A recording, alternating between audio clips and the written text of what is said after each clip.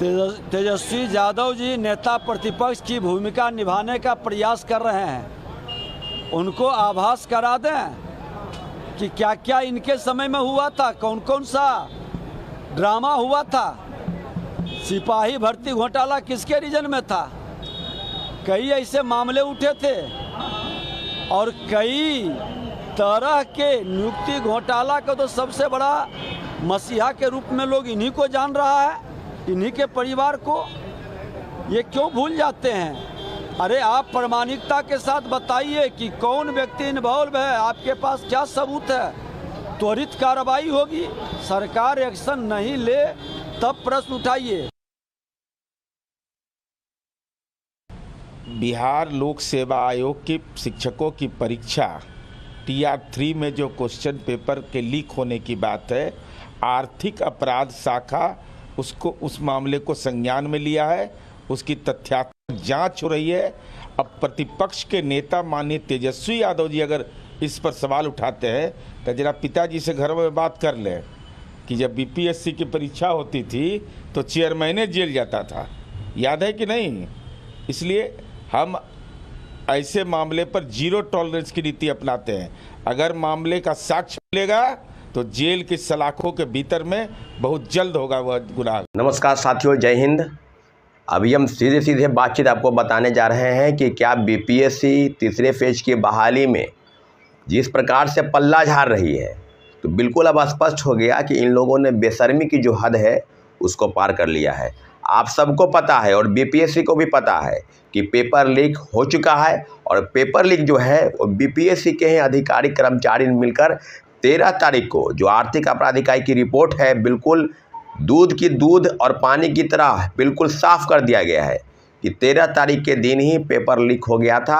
और जो प्रश्न पत्र आउट थे उसमें सभी अभ्यर्थियों को जो गिरफ्तारी हुई है 270 अभ्यर्थी की, उसमें लगभग 52 से 52 के आसपास महिलाएं हैं।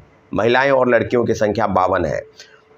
अब जिस साक्ष्य की आप बात कर रहे हैं कि आप साक्ष्य जुटा के दीजिए, पेपर लीक नहीं हुआ है, पेपर लीक नहीं हुआ, क्या पेपर लीक नहीं हुआ है भाई?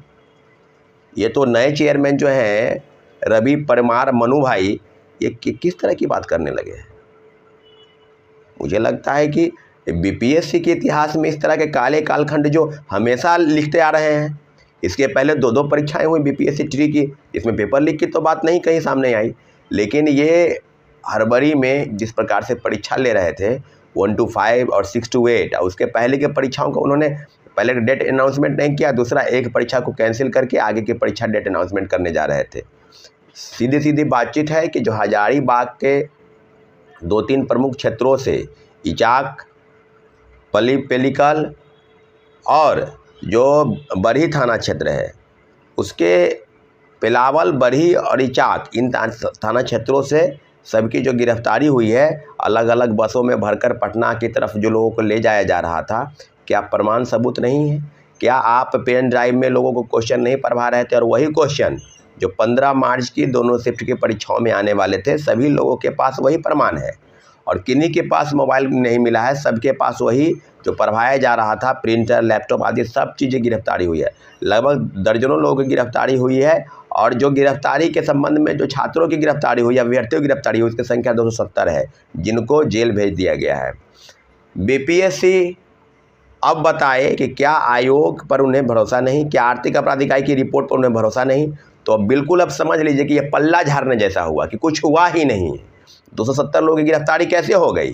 13 तारीख के दिन प्रिंटर में, पेन ड्राइव में क्वेश्चन पत्र कैसे बाहर हो गया? अगर ये बात सच नहीं है तो फिर क्या है? ये तो बिल्कुल आप समझ सकते हैं कि इस तरह की बेशर्मी की हद BPSC पहले भी करती है। और बिहार के तमाम आयोग, चाहे BPSC हो, चाहे BSSC हो, चाहे BPSC हो, या टेक्निकल आयोग हो, BTSC हो, ये तमाम चीज़ों पर यही होता है कि करना कुछ नहीं है। और जब पेपर लीक सामने उजागर होता है तो आपको बताते चले कि 15 मार्च के दिन सबसे पहले मैंने ही इचाक के इस तरह की घटना में जो संलिप्त थे उनकी जो गिरफ्तारी हुई है, उसके लिए झारखंड के एक पत्रकार महोदय द्वारा मुझे बताया गया। और सबके बाद मैंने बिहार के सभी लोगों से, सभी पत्रकार बंधुओं से, इलेक्ट्रॉनिक मीडिया और प्रिंट मीडिया से हमने संपर्क किया। जाहिर सी बात है पेपर लीक हो चुका है और BPSC पल्ला झाड़ने का प्रयास कर रही है।